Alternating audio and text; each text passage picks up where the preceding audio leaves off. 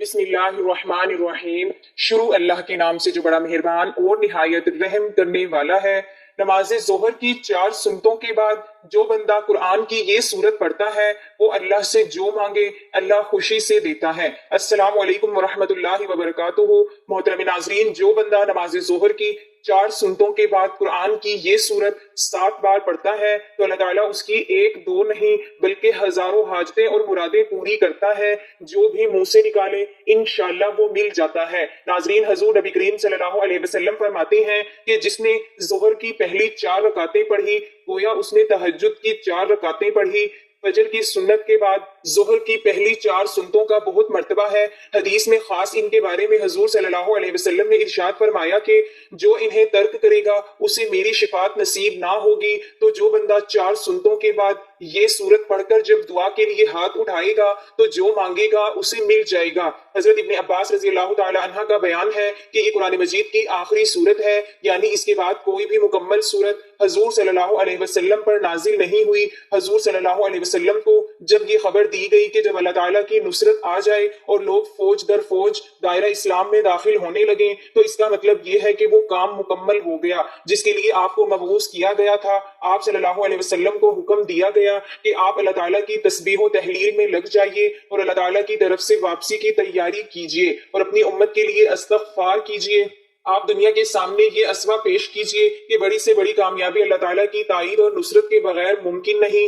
ایک بندہ بڑی سے بڑی کامیابی کے حصول کے بعد بھی غرور میں مبتلا ہونے کی بجائے ہمیشہ اللہ تعالیٰ سے اپنی کوتاہیوں کی معافی مانگتا ہے کہ جو کچھ میں نے کیا ہے وہ سراسر اللہ تعالیٰ کی عطا و بخشش ہے۔ میرا احساس تو یہ ہے کہ وہ کچھ نہ کر سکا جو مجھے کرنا چاہیے تھا۔ ناظرین کرام، آج ہی ہر انسان پریشان ہے، کسی کو جانی پریشانی ہے تو کسی کو مالی پریشانی ہوتی ہے، اسی طرح سے کسی کو منصب کی پریشانی ہے تو کسی کو عزت و آبرو کی پریشانی ہوتی ہے۔ امیر اپنی کوٹھی میں پریشان ہے، اس سے دولت سنبھالی نہیں جاتی تو غریب جھونپڑی میں کوئی روزگار اور حالات سے نالاں ہے۔ تقریباً ہر آدمی کسی نہ کسی فکر میں اور پریشانی میں مبتلا ہے۔ دلی سکون، قرار اور اطمینان حاصل کرنے کی ہر ایک اپنے ذہن، اپنی سوچ کے مطابق اپنی پریشانی کو خود تشخیص کر کے ان کے علاج میں لگا رہتا ہے۔ کوئی اقتدار، منصب یا عہدے میں سکون تلاش کرتا ہے، مگر جب اسے مطلوبہ منصب مل جاتا ہے تو پتہ چلتا ہے کہ اس میں سکون نام کی کوئی چیز ہی نہیں ہے،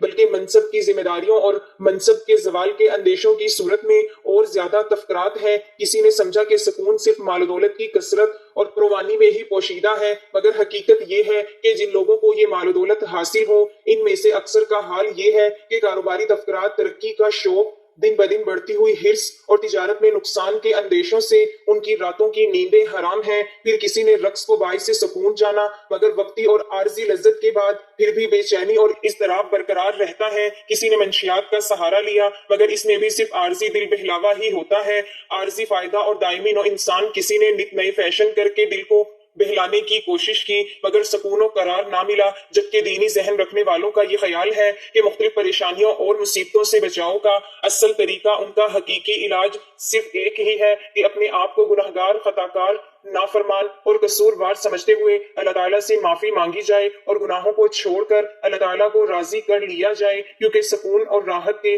سب خزانے اللہ تعالیٰ کے پاس ہیں۔ اللہ تعالیٰ کے ذکر سے ہی بے قرار دلوں کو قرار ملتا ہے، وہی ان کا مالک ہے، اور جب مالک راضی ہوگا تو خوش ہو کر اپنی مملوکہ چیز سکون اور راحت اپنے فرمانبردار بندوں کو عطا کرے گا، اور وہ مالک راضی ہوتا ہے۔ نافرمانی اور گناہوں کو چھوڑنے اور فرمانبرداری اختیار کرنے سے ہر آدمی جانتا ہے کہ اچھے یا برے عمل کا رد عمل ضرور ہوتا ہے۔ دنیا میں پیش آنے والے حالات پر سب سے زیادہ اثر انداز ہونے والی چیز انسان کے اچھے یا برے اعمال ہیں، جن کا براہ راست تعلق اللہ تعالیٰ کی خوشنودی اور ناراضی سے ہے۔ کسی واقعہ اور حادثہ کے طبی اسباب جنہیں ہم دیکھتے، سنتے اور محسوس کرتے ہیں وہ کسی اچھے یا برے واقعے کے لیے محض ظاہری سبب کے درجے میں ہیں۔ سادہ لوگ حواس و آفات کو صرف اور صرف ظاہری اسباب سے جوڑتے اور پھر اسی اعتبار سے ان کے حواس سے بچاؤ کی تدابیر بھی اختیار کرنے کی کوشش کرتے ہیں۔ شرعی تعلیمات کی روشنی میں بحیثیت مسلمان ہمیں یہ اعتقاد رکھنا ضروری ہے کہ یہ سب کچھ اللہ تعالیٰ کے حکم اور امر سے ہوتا ہے، جس کا عقل اور حواس خمسہ کے ذریعے ادراک کرنے سے ہم قاصر ہیں۔ وہی الہی اور انبیاء علیہ السلام کے ذریعے اللہ تعالیٰ نے جزا و سزا کا جو نظام سمجھایا ہے وہ ہمیں اس غیبی نظام کے بارے میں آگاہ کرتا ہے، وہ یہ کہ کسی بھی واقعہ اور حادثے کا اصل اور حقیقی سبب اللہ تعالیٰ کی رضامندی اور ناراضی ہے۔ اللہ تعالیٰ نے حالات کو خواہ اچھے ہوں یا برے انسانی اعمال سے جوڑا اور وابستہ فرمایا ہے، چنانچہ انسان کے نیک و بد اعمال کی نوعیت کے اعتبار سے احوال مرتب ہوتے ہیں، صحت و مرض، نفع و نقصان، کامیابی اور ناکامی، خوشی غمی، بارش و خشک سالی، مہنگائی ارزانی، بد امنی اور دہشت گردی، وبائی امراض، زلزلہ، طوفان، سیلاب وغیرہ، یہ سب ہمارے نیک بد اعمال کا ہی نتیجہ ہوتے ہیں۔ بالغرض دیگر ان سب احوال کے ظاہری اسباب کچھ بھی ہوں مگر حقیقی اسباب ہمارے نیک و بد اعمال میں ہوتے ہیں۔ ہر تکلیف و آزمائش، سہولت و خوشی اللہ تعالیٰ کی طرف سے ہی آتی ہے، اس لیے پریشانیوں اور مصائب کا حل رجوع اللہ ہے، یعنی اللہ تعالیٰ کی طرف متوجہ ہونا، اللہ تعالیٰ کی طرف توبہ استغفار کے ذریعے بھی متوجہ ہوں اور اپنے مسائل کا حل اللہ تعالیٰ کے حوالے کر دیں۔ گویا اللہ تعالیٰ کو اپنے مسائل کا حل وکیل بنا دیجئے، اللہ تعالیٰ کبھی آپ کو بے سہارا نہیں چھوڑیں گے۔ انشاءاللہ نیز اس کے ساتھ شکر گزاری کی کیفیت پیدا کیجئے۔ بظاہر ہمیں محسوس ہوتا ہے کہ ہمیں کوئی نعمت حاصل نہیں اور ہر طرف سے ہم پریشانیوں میں گھرے ہوئے ہیں، جبکہ لگتا ہے کہ ہم اللہ تعالیٰ کی بے شمار نعمتوں میں ڈوبے ہوئے ہیں، اس لیے ظاہر میں پریشانی ہی کیوں نظر نہ آئے۔ انسان کا کام ہر وقت مالک کا شکر ادا کرنا ہے، اللہ تعالیٰ ضرور اپنے انعامات میں اضافہ فرمائیں گے اور دنیاوی پریشانیاں بھی انشاءاللہ حل ہو جائیں گی۔ لہٰذا سب گھر والے اپنے اعمال کا محاسبہ کریں، اگر نمازوں کی پابندی نہیں ہے تو 5 وقت نمازوں کا اہتمام شروع کریں اور نمازوں کے بعد دعاؤں کا بھی اہتمام کریں۔ ناظرین کرام، کئی طرح کے خوفناک اور عبرت انگیز واقعات خواہ انفرادی ہوں یا اجتماعی دراصل اللہ تعالیٰ کی طرف سے ہمارے لیے ایک الارم اور تنبیہہ ہوتی ہے تاکہ انسان اپنے اعمال کا محاسبہ کرے اور کوئی تنبیہہ اس کی غفلت دل کو جنبش دینے میں کامیاب ہو جائے۔ دنیا میں پیش آنے والے اچھے یا برے واقعات سے حاصل ہونے والا انسانی تجربہ اس پر شاہد ہے کہ بہت سارے لوگوں اور قوموں پر اللہ تعالیٰ کی نافرمانی کی وجہ سے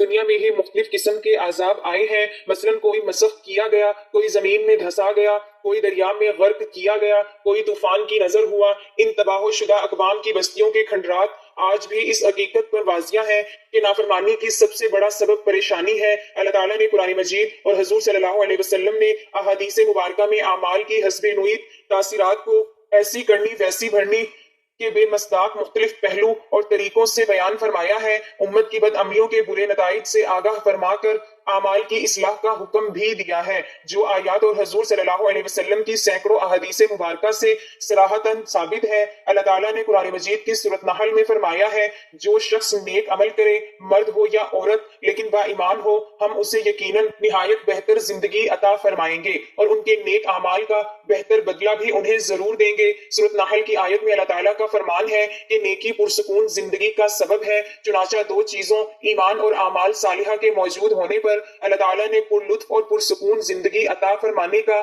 وعدہ کیا ہے۔ عام آدمی بھی یہ آیات پڑھ کر یہ نتیجہ نکال سکتا ہے کہ ایمان اور اعمال صالحہ نہ ہو یا کوئی ایک نہ ہو، پرسکون زندگی نصیب نہ ہوگی بلکہ پریشان زندگی نصیب ہوگی۔ اس لیے ہمیں دولت کے ساتھ ساتھ اللہ تعالیٰ سے نیک اعمال کرنے کی دعا کرنی چاہیے تاکہ ہماری دنیا اور آخرت دونوں سمجھ جائیں۔ حضرت ابو ہریرہ رضی اللہ تعالی عنہ سے روایت ہے کہ نبی کریم صلی اللہ علیہ وسلم نے ارشاد فرمایا کہ انسان پر صدقہ واجب ہے۔ اس طرح ایک اور جگہ پر آپ نے ارشاد فرمایا، تم میں سے جو آدمی بھی صبح کا سورج دیکھتا ہے اس کے ہر جوڑ پر صدقہ واجب ہو جاتا ہے۔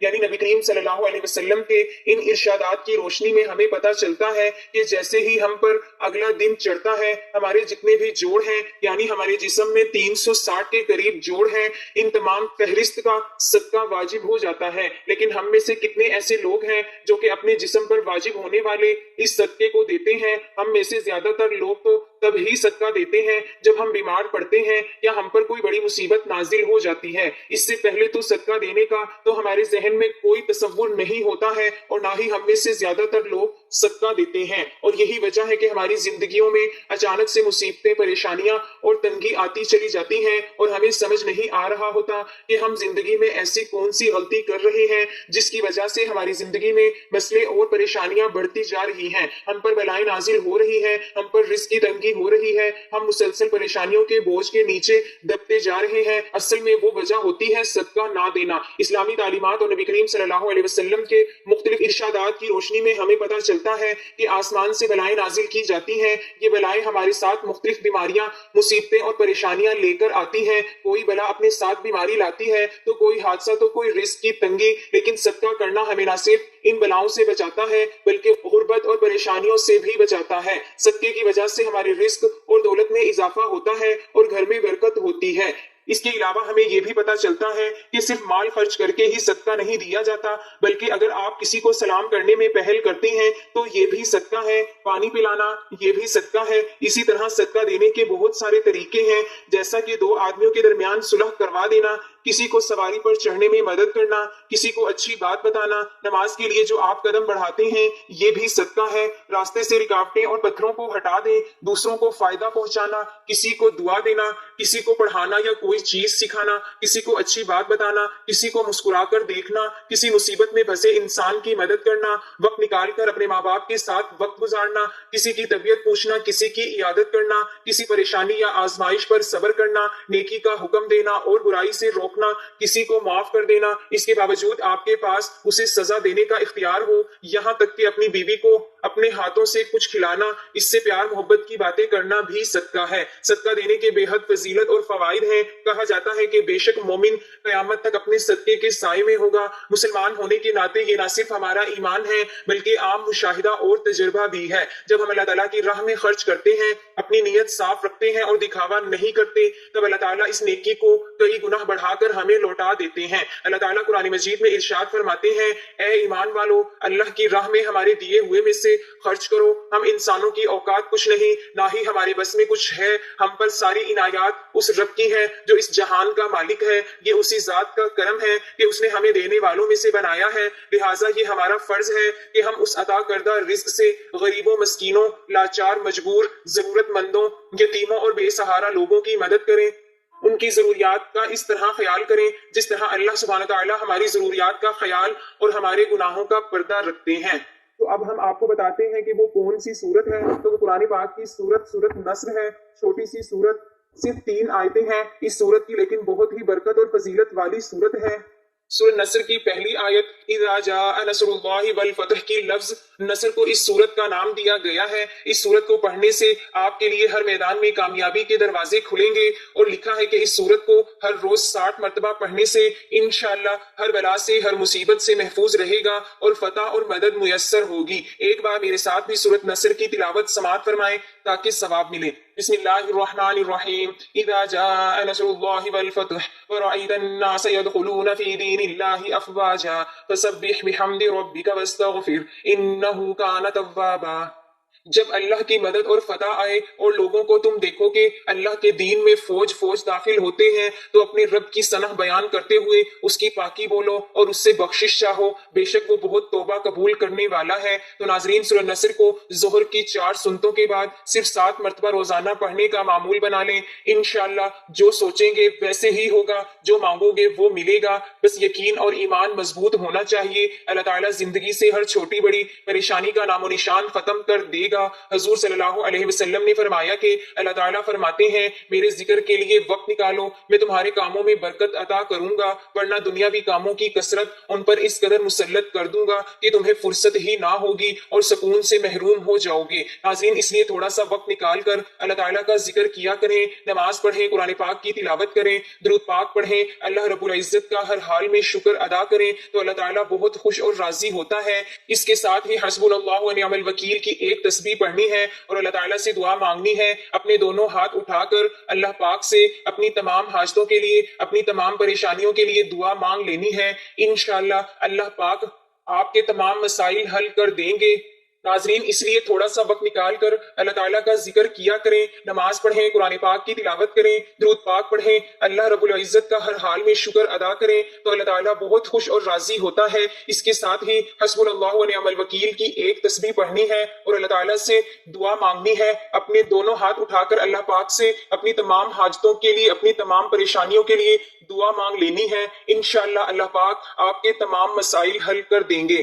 وہ رات کے وقت صاف پتھر پر چلنے والی چونٹی کے پاؤں کی آہٹ بھی سنتا ہے، ہم کہنے والوں کی حمد سن کر جزائے خیر دیتا ہے، دعا کرنے والوں کی دعائیں سن کر قبول کرتا ہے۔ ہر طرح کی مشکل و پریشانی میں صرف اللہ تعالیٰ پر ہی توکل کرنا چاہیے اور زبان پر یہ الفاظ لانے چاہیے، حسبنا اللہ ونعم الوکیل، ہمیں اللہ ہی کافی ہے اور وہ بہترین کارساز ہے۔ حضرت ابن عباس رضی اللہ تعالی عنہ کا بیان ہے کہ حسبنا اللہ ونعم الوکیل کا کلمہ حضرت ابراہیم علیہ السلام نے اس وقت کہا تھا جب انہیں آگ میں ڈالا گیا تو اللہ تعالیٰ نے آگ کو ٹھنڈک اور سلامتی والی بنا دیا، اور یہی کلمہ حضرت محمد صلی اللہ علیہ وسلم نے اس وقت کہا تھا جب لوگوں نے کہ کفار نے آپ کے مقابلے میں لشکر جرار تیار کیا ہے تو ان سے ڈرو، مگر اس سے آپ کے ایمان میں اور بھی اضافہ ہو گیا، اور آپ نے فرمایا کہ ہمیں اللہ ہی کافی ہے اور وہ بہت اچھا کارساز ہے۔ حضرت ابو ہریرہ نبی صلی اللہ علیہ وسلم سے روایت کرتے ہیں کہ آپ صلی اللہ علیہ وسلم نے فرمایا کہ ایک تاجر لوگوں کو قرض دیتا تھا، جب کسی کو تنگ دست پاتا تو اپنے نوجوانوں سے کہتا کہ اس کو معاف کر دو، شاید کہ اللہ تعالیٰ ہم لوگوں کو بھی معاف کر دے، چنانچہ اللہ تعالیٰ نے اس کو بھی معاف کر دیا۔ حضرت ابو ہریرہ رضی اللہ تعالی عنہ سے روایت ہے کہ رسول اللہ صلی اللہ علیہ وسلم کی خدمت میں ایک دیہاتی آیا اور اس نے عرض کیا، اے اللہ کے رسول صلی اللہ علیہ وسلم، مجھے کوئی ایسا کام بتا دیجئے کہ اگر اس پر میں عمل پیرا ہوں تو جنت میں داخل ہو جاؤں۔ آپ صلی اللہ علیہ وسلم نے فرمایا کہ اللہ تعالیٰ کی عبادت کرو اور اس کے ساتھ کسی کو شریک نہ کرو، نماز پابندی سے پڑھو اور فرض کی گئی زکوٰۃ ادا کرو، رمضان کے روزے رکھو۔ دیہاتی نے یہ سن کر کہا، قسم ہے اس اللہ کی جس کے دستے قدرت میں میری جان ہے، میں کبھی اس میں کمی بیشی نہیں کروں گا۔ پھر جب وہ پشت پھیر کر چلا گیا تو رسول اللہ صلی اللہ علیہ وسلم نے فرمایا کہ جس آدمی کو جنتی آدمی دیکھنے سے خوشی ہو تو وہ اس شخص کو دیکھ لے۔ حضرت ابو ہریرہ رضی اللہ تعالی عنہ سے روایت ہے کہ رسول اللہ صلی اللہ علیہ وسلم نے فرمایا کہ جب مسلمان یا مومن بندہ وضو کرتا ہے اور اپنا چہرہ دھوتا ہے تو اس کے چہرے سے پانی کے ساتھ یا پانی کے آخری قطرے کے ساتھ وہ تمام گناہ معاف ہو جاتے ہیں جو اس نے اپنی آنکھوں سے دیکھ کر کیے گئے تھے۔ پھر جب وہ اپنے ہاتھ دھوتا ہے تو پانی کے ساتھ یا پانی کے آخری قطرے کے ساتھ اس کے وہ تمام گناہ معاف ہو جاتے ہیں جو اس کے ہاتھوں نے کیے تھے۔ پھر جب وہ اپنے پاؤں دھوتا ہے تو پانی کے ساتھ یا پانی کے آخری قطرے کے ساتھ اس کے وہ تمام گناہ معاف ہو جاتے ہیں جو اس کے پاؤں نے چل کر کیے تھے، حتیٰ کہ وہ گناہوں سے پاک ہو جاتا ہے۔ حضرت ابو ہریرہ رضی اللہ تعالی عنہ نے کہا کہ رسول اللہ صلی اللہ علیہ وسلم نے بتلایا کہ اللہ تعالیٰ فرماتا ہے، تین قسم کے لوگ ایسے ہیں کہ جن کا قیامت میں خود مدعی بنوں گا، ایک تو وہ شخص کے جس نے میرے نام پر عہد کیا اور پھر وعدہ خلافی کی، دوسرا وہ جس نے کسی آزاد آدمی کو بیچ کر اس کی قیمت کھائی، اور تیسرا وہ شخص جس نے کسی کو مزدور کیا، پھر کام تو اس سے پورا لیا لیکن اس کی مزدوری نہ دی۔